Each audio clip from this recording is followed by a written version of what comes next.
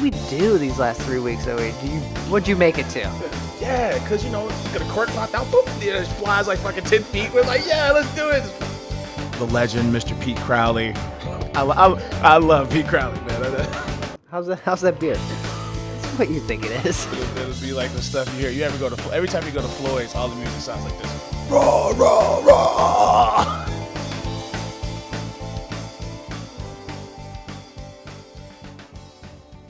Hey, and welcome to Chicago Beer Pass. I'm Brad Chmielewski. Brad, what's up, man? I'm Nik White. And we are on location up in Ravenswood, Andersonville area. Yeah, man, we're up in Malt Row. Yeah. With James Moriarty from Urban Renewal Brewing. Hey guys. What's going on, man? Not much. Yeah. Thanks for having us up here. This is great. It's been and we are in a brew house, Yeah, a real functioning brew house. Sorry about that. no worries. It's been a we were at Irving Park, and we were like right in the middle of all the tanks. Yeah. So, and then when we were at Forbidden Root, that was just a craziness. Yeah, it was just random noises the whole episode. Yeah, that hopefully won't go off again, but there's a strong possibility. It's not a museum, man. What? This is a functioning thing, man. I thought this was a museum. Yeah, when I rolled up, you guys were finishing up the brew day for today. Yep, brewed the Lazy River Nice. Blonde, which you're having right now. Yeah, I got that. This is really nice. You said it was like a really good summer kind of beer, and yeah, I'm feeling it. Yeah, it kind of appeals to both the hop head and someone that just wants a nice, clean, drinkable beer. Yeah, I'm rolling with the Brute Ale. Okay. Yeah. What'd you get? I got the Packy, the New England IPA. Right on. Nice. Right Nice. on. So this space has some history in the It Chicago does. beer world. I got kicked out of here trying to get lemongrass Kolsch. Because I didn't have a yoga mat. Because this used to be home to Metropolitan Yeah. Brewing, and now they're in Avondale. So, and then now, how long have you guys been here? So we took over the space from Metropolitan in October of 2017, Okay. and then it took about 4 months to get through all the licensing before we could brew our first batch. That was done in February of 2018, and that was the Kiss Kolsch. Nice. And then we self-distribute, and so as required by law, there's a 45-day waiting period. Basically, it's a public notifications, and we're a brewery. We're about to distribute, and so we sold our first keg to Hopcat. Okay. R.I.P. Yeah. They had. I mean, I thought it was cool. I thought it looked cool, that location. So I was in 2018. I was actually living in Lincoln, Nebraska, and I was commuting every other weekend, back and forth here. Basically, getting this place up to par, and brewing the first batches. And out in Lincoln, we had a Hopcat. Oh, really? Yeah, and I was like, wow, this is kind of cool. And, They're like, because they're Michigan, I think is where they're from. yeah. Originally, yeah.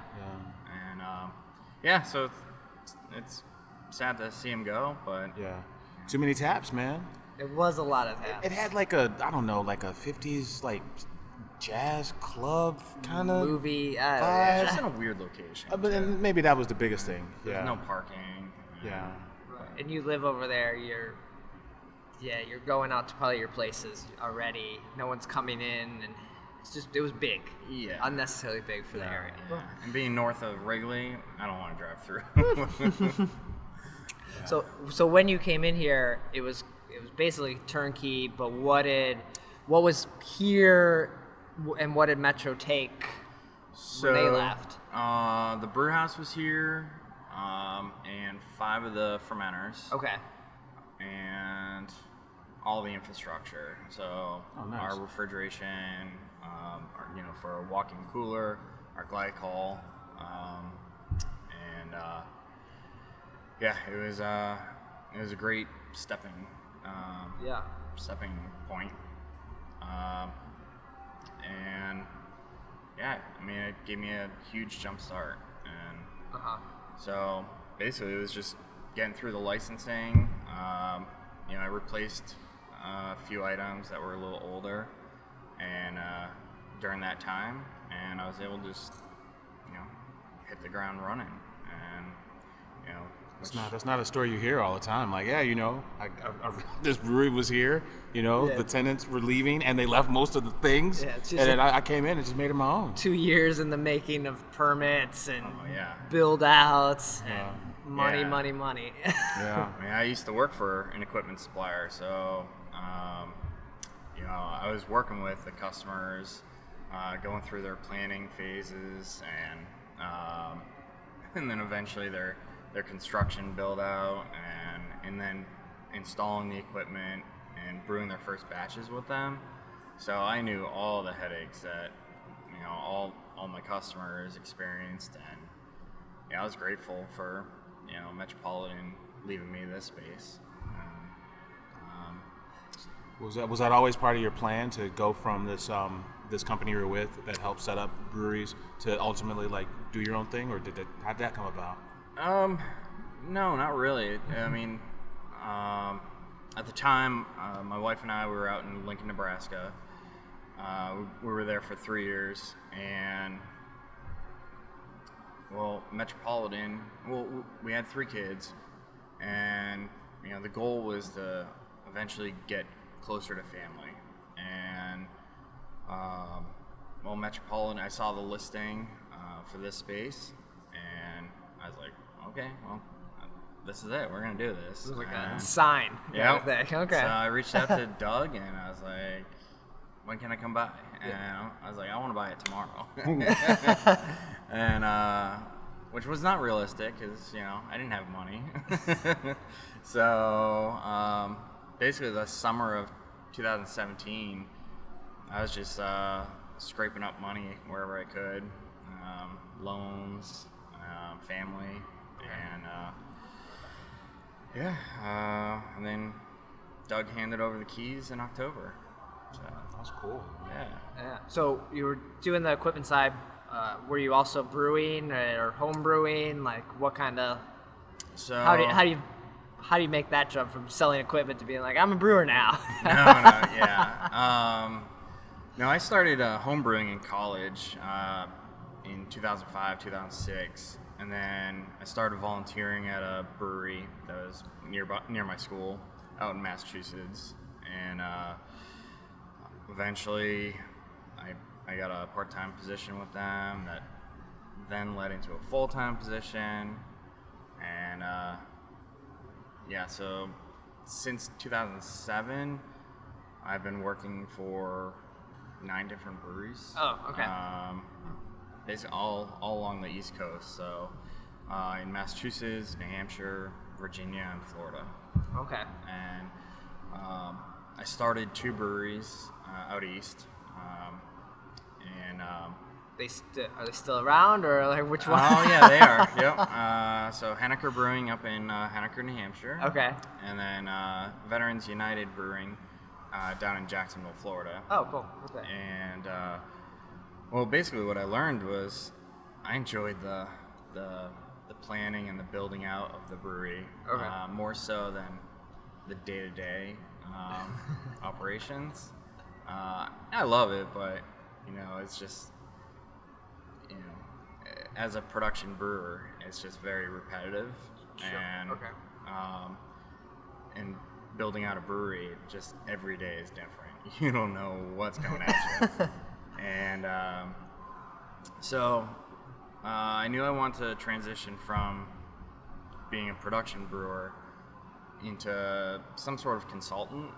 And I reached out to my old equipment suppliers and that I've purchased from over the years, and interviewed with them and kind of defined what kind of position I was looking for. Cool. And one of those suppliers, they were based in Canada, and they wanted me to relocate. That just was not going to happen. So family and kids. Yeah, it's not. hey, we're Canadians now. So I reached out to Alpha Brewing Operations in Lincoln, Nebraska. I didn't know anything about them. Basically, their logo is neon green, and green's my favorite color. And I was like, I don't know. Another good sign kind of thing. Yeah, I was like, yeah. As shallow as that is. Yeah, so I reached out to them, cold called them, and had an interview, that phone interview that same day. Cool. Flew out the next week, and it was a small company at the time. I think there was four full-time employees, and they hired me on. Moved the family up to Nebraska, and basically my role at Alpha was the in-house consulting brewer. Okay. So, customers or potential customers would call in and would have specific questions about the equipment, processes like efficiency, and it was my job to kind of walk them through their concerns and help them get a little more educated about the equipment, because not everyone was coming from an experienced background. We did have a lot of home brewers that just wanted to make the jump, and it's a huge jump going from 5 gallons or even 10 gallons in up. your kitchen or garage and then bam, you got a 10-barrel brewery. It's like and brew it consistently. Yeah. So, and then my background in school was engineering, and so I was able to apply that and help design the brew houses, make the process piping more efficient at a brewer's standpoint. Okay. And so I got to implement a lot of ideas and helped a lot of brewers along the way. But and then once the customers got their equipment, I would fly out, help them set it up, train them for a few days on how to brew on it. Cool. And fly home. Yeah. So you kind of missed then, like you went full circle then. You kind of realized, you were like saying you didn't like that day to day, but then family stuff, and now you're back doing day to day.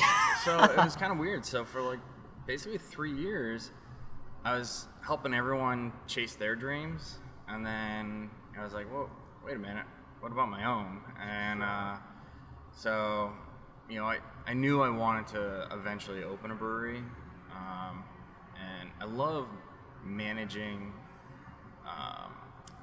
like the everyday aspects of running a brewery.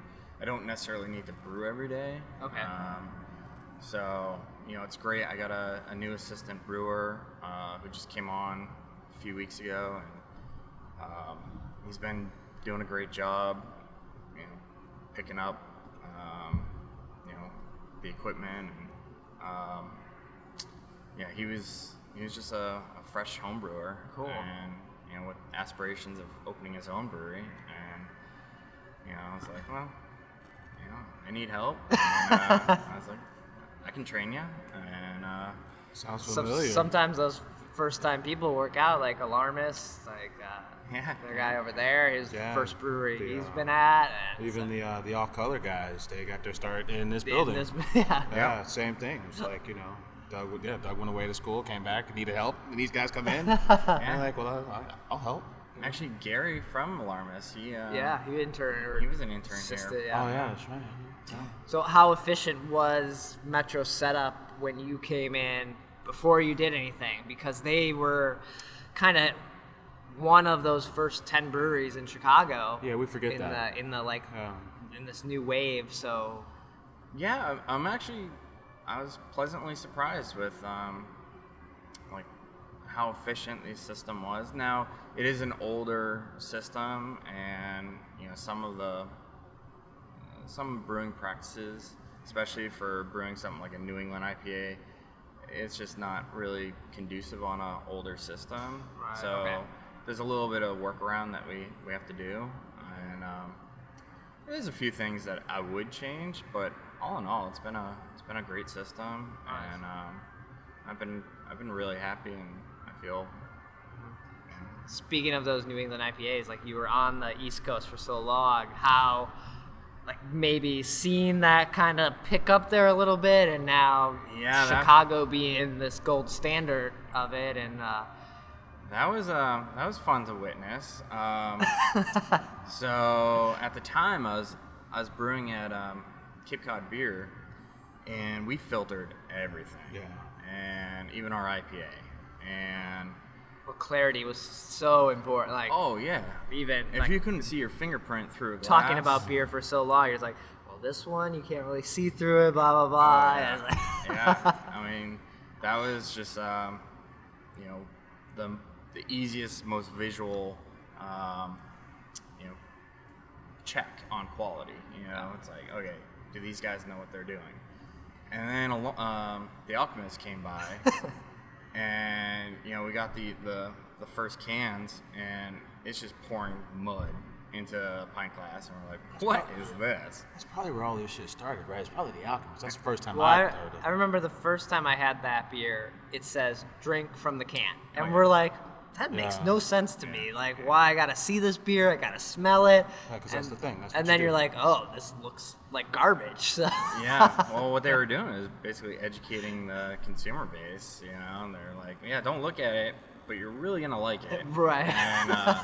And then people started looking at it, and they're like, "Oh, I don't care. It tastes good." And and then it just blossomed from there. Because then you had Hill Farmstead.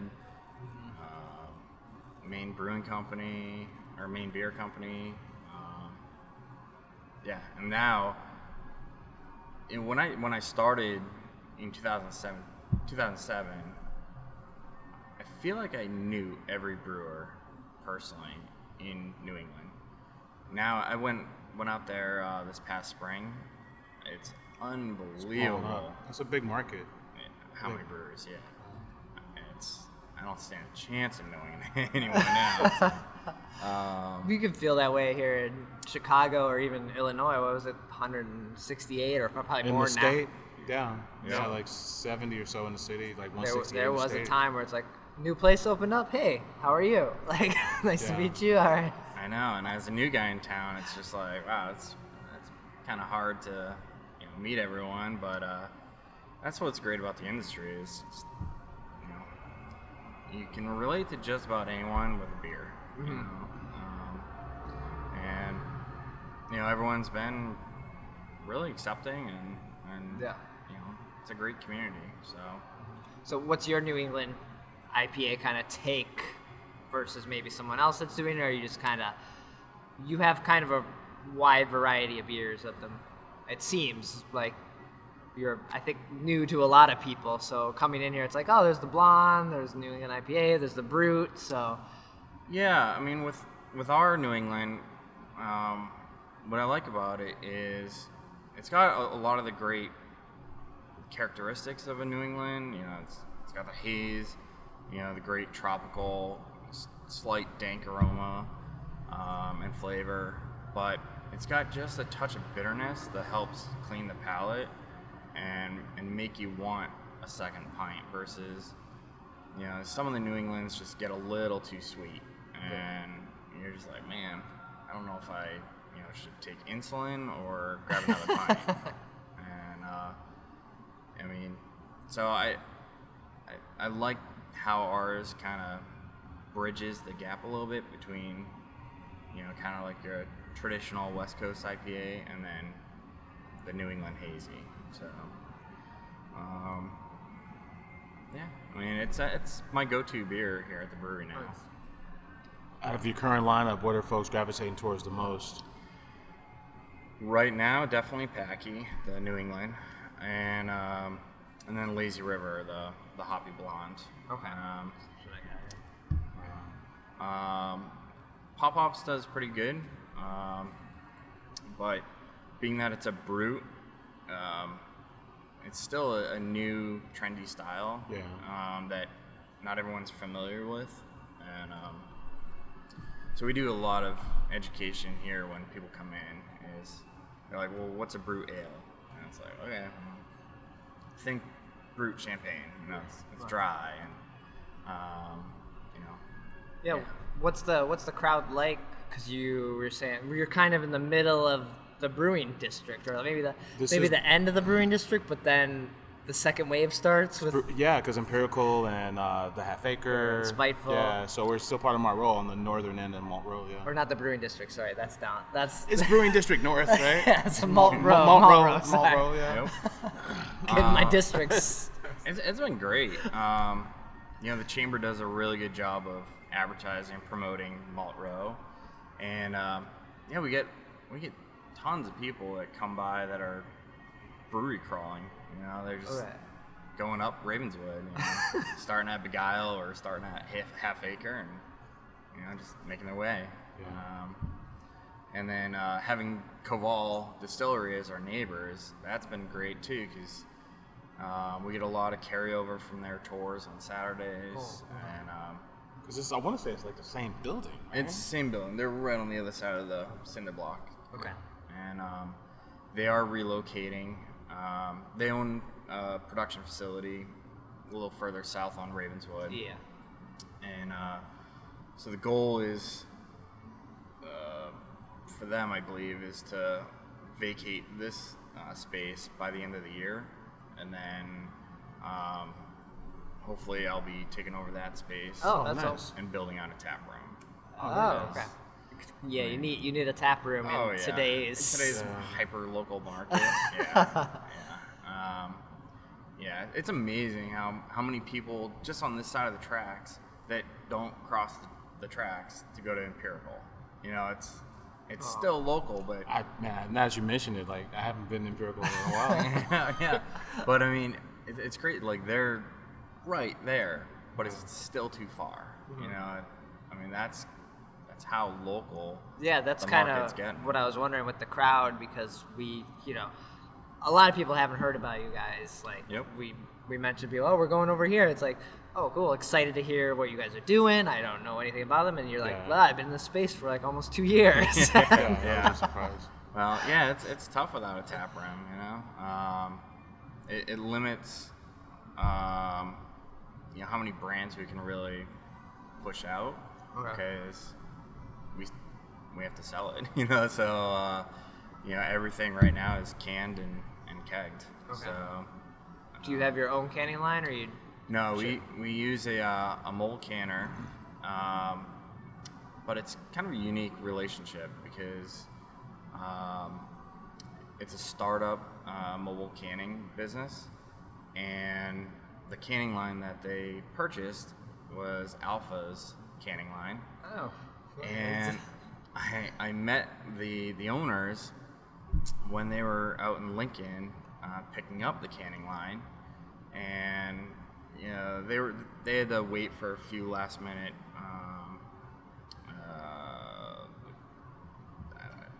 changes on the canning line, and so they were just hanging out in the lobby, and just stopped by, asked them where they were from and what they were doing, and turns out they're here in Chicago, and I was like, no way. I was like, I just gave my notice yesterday. I'm starting a brewery in Chicago. And they're like, well, you can be our first customer. We'll can you some beer. Yeah. And I was like, sounds good. So, ever since, they just dragged the canning line up here, and, we'll can once or twice a week, and it's been a great relationship. Nice. And so I get a discount on our canning because I help service the canning line. I pretty much know that thing inside out, and it's. Are you doing like weekly? Are you doing any like weekly new releases, or is it kind of like the staples? Like what can people expect if they come in to pick up cans? Really, we're trying to mimic a tap room as much as possible by just constantly putting out something new. Yeah. I think the only two beers that are really gonna stick around is probably Packy or New England, and then Kiss Kolsch. And the Kolsch is just it's an easy drinking beer. It appeals to lager drinkers. And, Chicago is a lager town, and it's perfect in the summer. It's nice in the winter, and so those two beers will be around year round, and then everything else in the middle is just up for grabs. So in 2 weeks we're releasing Lackey's Mistress, which is an amber ale. And then after that, we're releasing the Humble Gator. Okay, nice, Double IPA. There's an alligator in the Humble Park. Yeah. Chance the Snapper. Yeah. That was fun. We were planning on brewing that beer anyways, and but needed a name. Yeah. And even on brew day, we're like, what are we gonna call this? And then the alligator. That just happened. Like, It's better than I think it was like Corridor or Dry Hop. They were like, we brewed this beer on the day that David Bowie died, so that's the name of the beer. The name of the beer is like the day the day that Bowie died. So I'm like, oh, okay, right up. It's better than that, Yeah. How's Chicago compare to Boston, man? Like from a market standpoint, same kind of folks. Any similarities there? Is it? They drink a lot. They drink a lot of people. Just same like styles. Because like Revolution, they got a Boston footprint. There's a Boston connection here. Beta Brow, those guys started in Boston. Who? The Beta.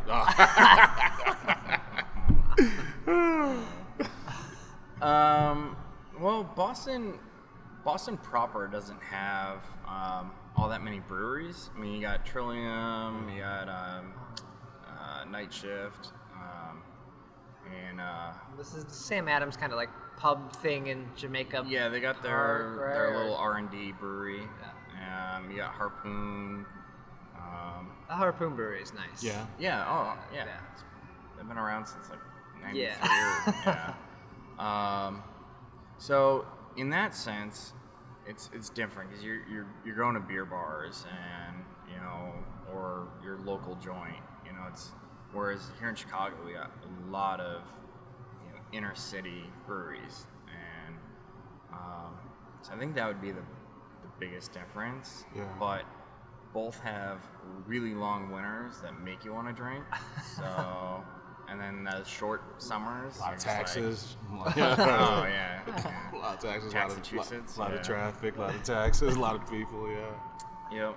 So, there's plenty of similarities. I mean, both older cities. Passionate baseball fans. That's true, yeah. And but otherwise, I think Chicago's got a little more going for it, brewery-wise. Well, and a lot of other things, yeah. Skyline. World's greatest skyline. Yeah. Hey man, we got the harbor.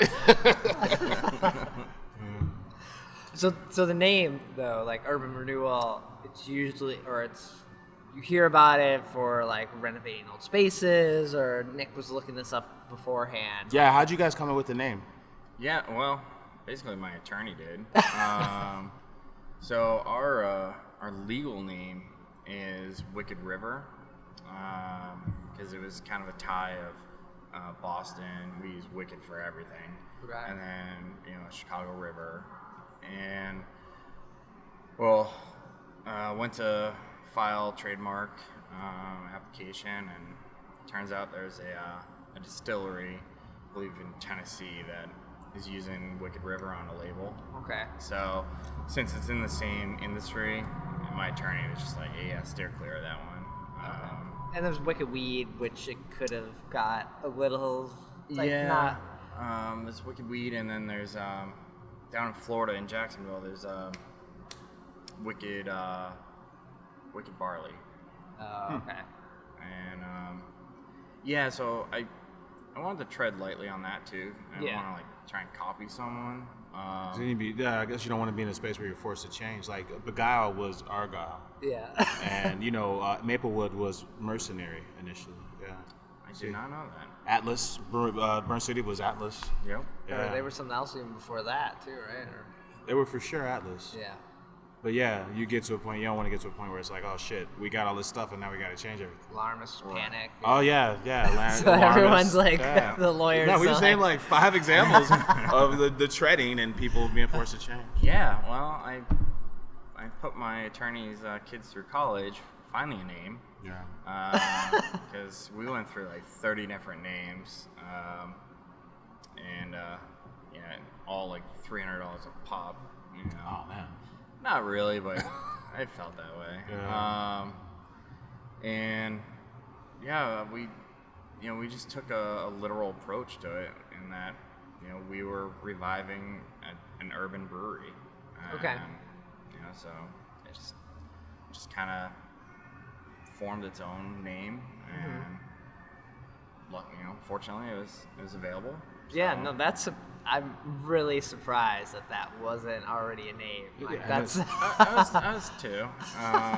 Some breweries don't get to like be reborn. Like some breweries become like condos. Yeah. Like this was a brewing location and now it is again. Yeah. It's like still kind of. Yeah, I mean, fortunately for Beta Brow's space, it's now going to be Moody Time. Yeah, that's right. Yeah. So that's cool.